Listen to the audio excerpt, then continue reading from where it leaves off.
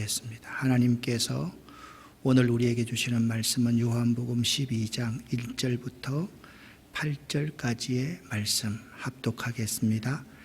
6월절 엿새 전에 예수께서 베다니에 이르시니 이곳은 예수께서 죽은 자 가운데서 살리신 나사로가 있는 곳이라.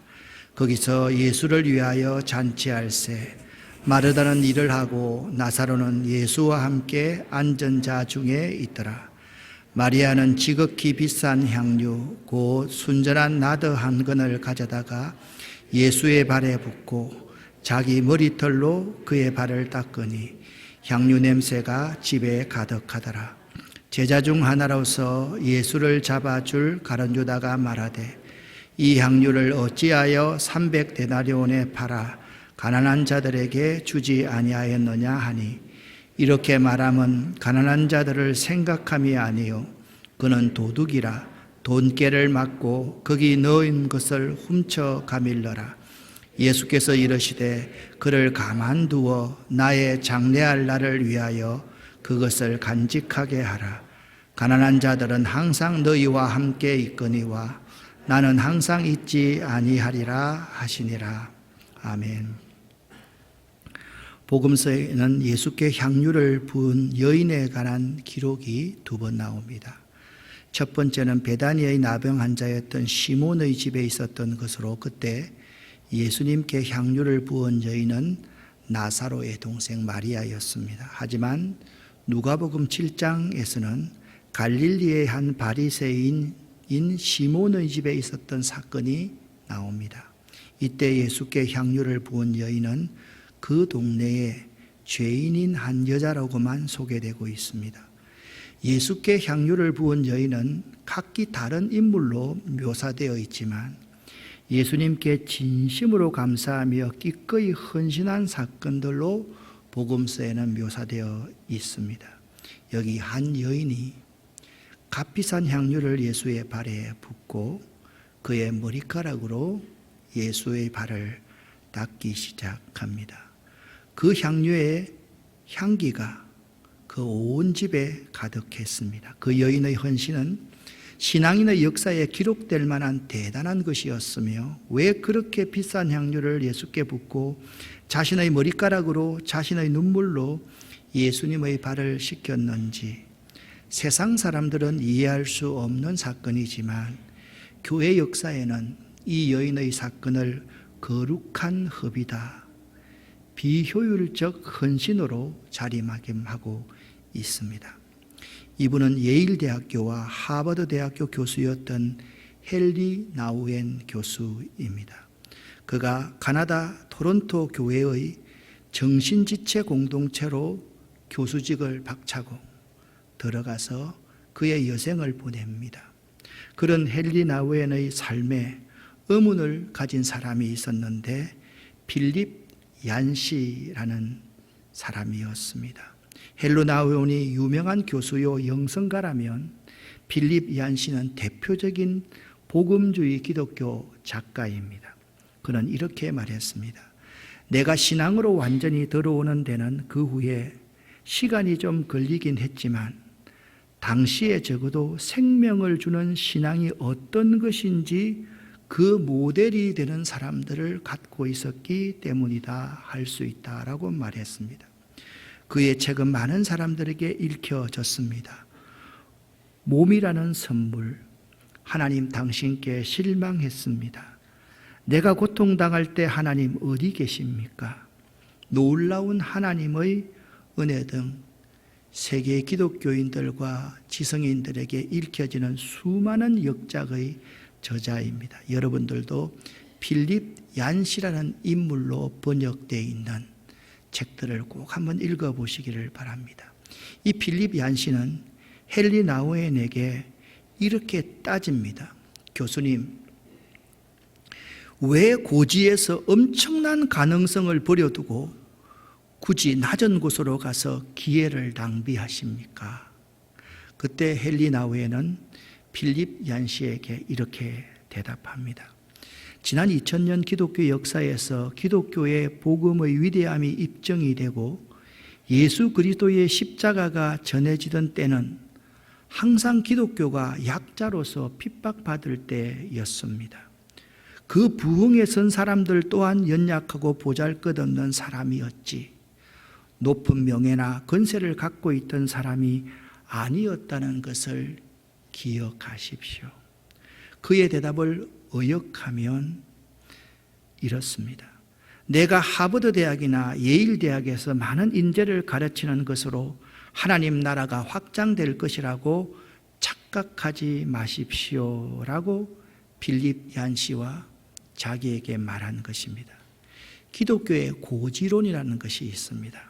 신자가 높은 자리에 올라가서 크게 성공하여서 사회에 큰 영향력을 미칠 때 그것이 축복이다, 하나님께 영광을 돌린다라는 것이 기독교의 고지론입니다. 요한복음 12장에서 가룟 유다가 캄캄한 밤에 유월절 식사자리를 박차고 나간 후에 바로 예수님께서 이제 영광을 받으실 때가 되었다라고 증언하고 있습니다.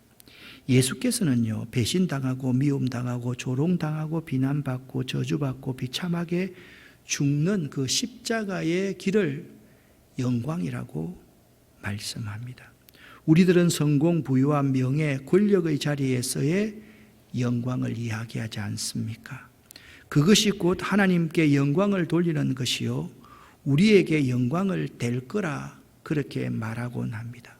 지금까지 우리들은 고지론에 사로잡혀서 살아왔습니다. 잘 되어서 하나님께 영광 돌리자. 그런데 여러분, 높은 자리에 올라가서 돈 많이 벌어서 잘 되어서 하나님께 영광 돌리는 사람 보았습니까? 저는 한 사람도 보지 못했습니다. 잘 되면요, 그때부터 더 등한해집니다. 교만해집니다. 해이해집니다. 계속적으로 신앙의 텐션을 가지고 고난과 역경을 가지고 싸우고 있는 사람만이 하나님께 영광 돌릴 수 있는 사람임을 알 수 있습니다. 예수님께서는 우리들이 추구하는 영광과는 완전히 뒤바뀐 말씀을 하십니다. 곧 자신이 십자가에서의 그 비참한 희생당함 가운데 하나님께서 영광을 받으시고 자신에게 영광을 주실 것이라고 말씀하고 있는 것입니다. 앞에서 언급한 헬리나우에는 기독교 고지론으로 항의하러 온 빌립 얀시에게 오히려 기독교가 힘을 갖게 되었을 때, 예수 믿는다는 사람들이 세상에서 권세를 쥐게 되었을 때 어김없이 기독교는 타락의 길을 갔다는 것을 반추시켜 준 것입니다. 후에 빌립 얀시는 그의 책에서 그때 나는 성도의 삶의 본질인 거룩한 비효율을 확실하게 알게 되었다고 고백합니다. 즉, 거룩한 비효율, 복음의 역설과 복음의 의외성을 바로 그때 빌립 얀시가 확실하게 알게 되었던 것입니다. 빌립 얀시는요, 그의 저서인 내가 알지 못했던 예수에서 이렇게 고백합니다. 그 이전까지 자기의 신앙은 제대로 된 신앙이 아니었다라고 고백했습니다. 사랑하는 성도 여러분, 여러분은 어떻습니까? 기독교의 힘은요, 신자가 높은 자리에 올라가서 크게 성공하여 사회에 큰 영향력을 미치는 사람으로 사는 데서 나오는 것이 아니라 예수님처럼 낮은 자리에서 십자가를 지고 죽는 데서 폭발적으로 드러나게 된다는 사실을 여러분은 믿습니까? 아니면 여러분은 고지론으로 높은 자리에 잘되고 형통케 되어서 하나님께 영광 돌리게 될 거라고 믿습니까? 아멘 안 하셔도 됩니다. 아멘 하신 분도 감사드립니다. 예수께서 가르쳐 주신 십자가의 진리는 낮아짐으로 높아지고 섬김으로 권위를 세우며 죽음으로 사는 역설적 삶의 법칙, 거룩한 비효율성의 특징이 있습니다. 그것이 세상 사람들이 도무지 이해할 수 없는 하나님 나라의 삶의 원리이며 법칙인 것입니다. 오늘 본문 말씀, 예수께 값비싼 향유를 부은 마리아 이야기입니다. 예수님께서 유월절을 지키기 위해 예루살렘에 입성하기 전 베단이라는 곳으로 가셨는데요. 이곳은 예루살렘 근처에 위치하고 있습니다. 그리고 이 베다니는 죽은 나사로를 살리신 장소입니다. 예수께서 이 베다니에서 예루살렘에 올라가 유월절에 친히 어린 양의 희생 제물 십자가에서의 대속의 죽음을 죽으실 예정이셨습니다. 베단이라는 장소는요, 바로 예루살렘과 베들레헴 곁에 이 중간에 있는 이곳이 베다니였습니다. 그러니까 베다니에서 예루살렘에 올라가기는 매우 쉬운 장소였던 것입니다. 유월절 엿새 전에 예수께서는 베다니에 가셨는데 바로 이곳에서 나사로를 살리신 예수님을 환영하는, 축하하는 만찬회가 벌어지고 있었습니다. 이 광경은요, 겉으로 보기엔 나사로와 그 일행들이 예수님의 살려주심에 대한 감사의 잔치 같았지만 사실은 이제 곧 죽게 될 예수님의 죽으심에 대한 마지막 만찬의 예고였던 것입니다. 이 만찬에서 마르다는 예수님을 대접하기 위해서 일을 하고 있었고요. 죽었다 살아난 나사로는 손님들과 어울려 예수와 함께 식탁에 앉아 있었습니다. 그런데 이 장소에서 저자 요한은 마리아의 역할을 언급하지 않음으로 말미암아 마리아에 대한 궁금증을 독자들에게 유발시킵니다. 요한복음 12장 3절에 마리아는 지극히 값비싼 향유 곧 순전한 나드 한 근을 가져다가 예수의 발에 붓고 자기의 머리털로 그 더러운 예수의 발을 닦았습니다. 값비싼 향유를 바치는 것도 쉬운 일이 아니지만 여인의 머리카락으로 그 더러운 발을 닦는다는 것은 더더욱 쉬운 일이 아니었을 것입니다. 아마도 자신의 전부를 드린다는 의미인 것입니다. 마리아의 이 일은 보통 사람으로서는 감히 행할 수가 없는 일이었습니다. 당시에 손님이 오면 주인이 손님의 발을 씻어주는 관습이 있었고요. 당시에 손님이 오면 종 가운데 가장 비천한 종이 손님의 발을 씻어주는 두 가지의 관습이 있었습니다.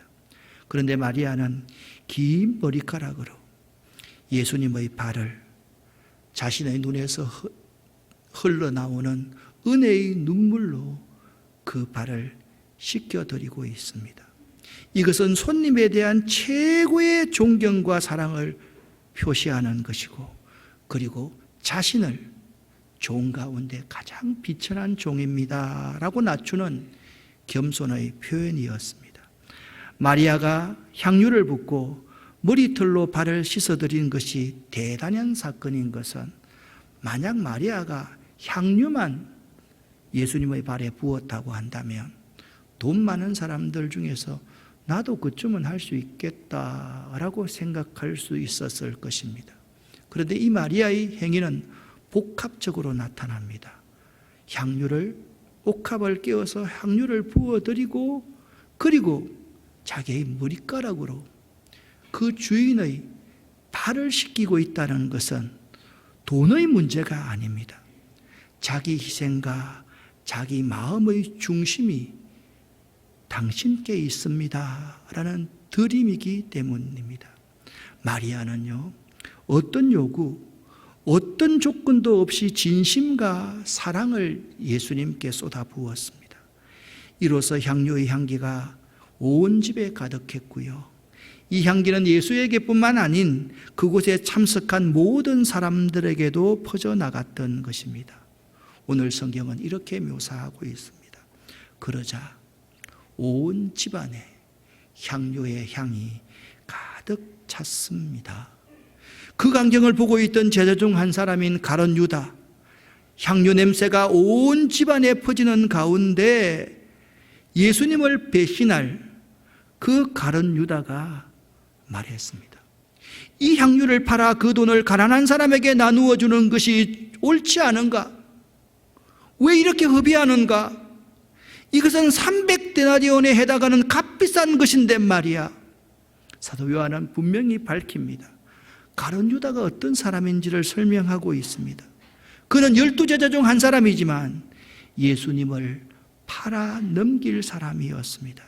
그런데 예수님의 12제자 중 하나로서 그의 주인 예수를 팔아 넘길 가룟 유다가 예수께 300데나리온의 향유를 드리며 그의 머리카락으로서 예수의 더러운 발을 씻었던 마리아를 지금 책망하고 있습니다. 여러분, 참 모순되는 장면 아닙니까? 여기 마리아의 헌신과 가룟 유다의 배신의 장면이 대비되어져 있습니다. 그 시절 한 데나리온이 노동자 하루 품삯이었으므로 300데나리온은 1년 벌은 돈이다, 이렇게만 해석하면 이 본문이 재미가 없습니다. 300데나리온을 벌기 위해서 유대인들이 그토록 철저하게 신앙생활을 했는데요, 안식일과 명절을 제외한 모든 날 동안 뼈 빠지게 일하고 한 푼도 쓰지 않아야 모을 수 있는 매우 큰 액수가 300데나리온이었다라는 의미는 더욱더 우리에게 아주 헌신이 뼈저린 헌신이라는 사실을 받아들이게 합니다. 여러분, 헌신이란 자신의 모든 것을 드리는 것입니다. 헌신은 일부분을 드려서 헌신이라고 할 수가 없습니다. 여러분의 달란트 가운데 일부분을 드린다고 해서 그걸 헌신이라고 생각하지 마십시오. 마리아처럼 자신의 전부를 드리는 것이 헌신입니다. 마리아는 주님께 온전한 헌신을 하였습니다. 또한 여기 거룩한 낭비자 마리아와 세상 탐욕의 화신 가룟 유다가 잘 대비되어 나타나고 있습니다. 그런데 우리와는 달리 예수님께서는 탐욕으로 가득 찬 가룟 유다를 책망하지 않으십니다. 예수께서는 되려 마리아를 변호하시고 칭찬하시고 격려하십니다. 유다야, 세상 사람들아, 이 거룩한 허비자에 대하여서 더 이상 책망하지 말거라. 예수께서는 마리아의 행동에 대해서 칭찬하시기를 나의 장래할 날을 위하여 그것을 간직하게 하라 말씀하셨습니다. 이 말씀을 의역하면 마리아는 그 장래를 위해서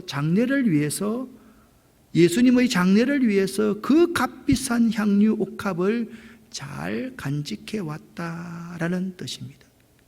이스라엘 여인들에게는 옥과 향유는 결혼 준비 지참물이었습니다.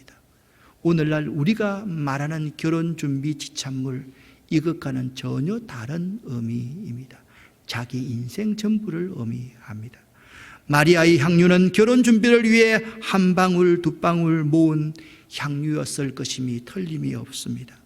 그런데 마리아는 이 귀하고 값비싼 향유를 아낌없이 예수의 발에 붓고 여인들의 존귀의 상징인 긴 머리카락으로 예수님의 발을 씻었던 것입니다.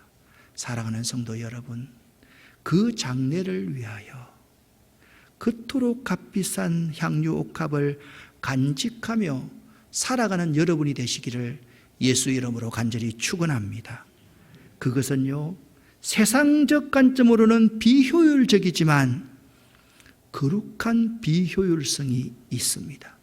역설적인 진리가 될 수 있다는 점을 우리는 간과해서는 결코 안 되는 것입니다. 종교개혁 이전의 중세 시대를 크리스천덤 시대라 그렇게 부릅니다. 기독교 왕국, 크리스천 킹덤을 줄여서 크리스천덤이라고 이렇게 말을 하는데 기독교 국가로 이해하면 됩니다.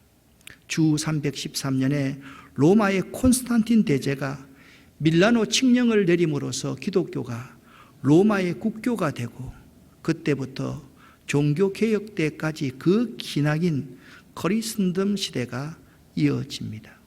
이 크리스천덤 시대, 이때는요, 기독교의 위력이 로마의 권력과 결합하여서 온 세상에 군림을 하게 된 시기입니다. 혹자는 크리스천덤 시대를 기독교의 부흥 시대라고 말하곤 합니다.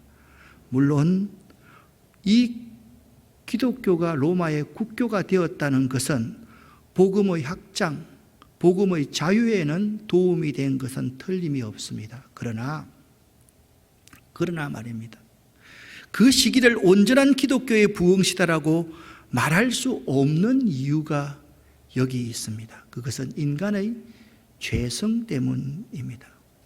예수는요, 그 복음의 자유를 얻기 위해 엄청난 희생의 대가를 지불하셨는데, 그 시대 이후의 사람들은 대가 없는 복의 누림, 세상의 높아짐에만 관심했기 때문입니다.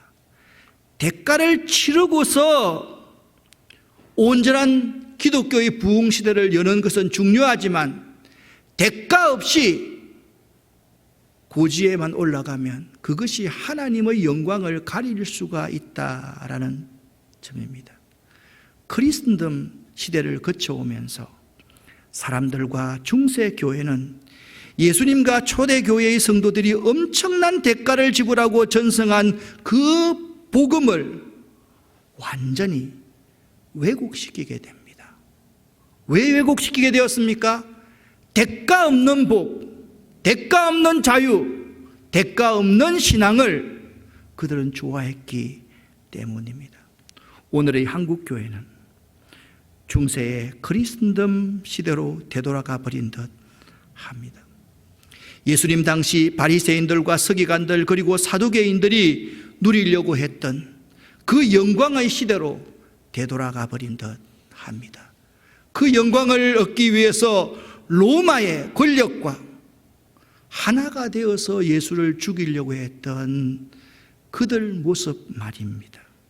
기독교의 역사는 기독교가 힘을 소유하고 세상을 쥐락펴락했던 그 시대들이 얼마나 타락하고 부패했었는지를 보여줌으로써 우리에게 경고하고 있습니다.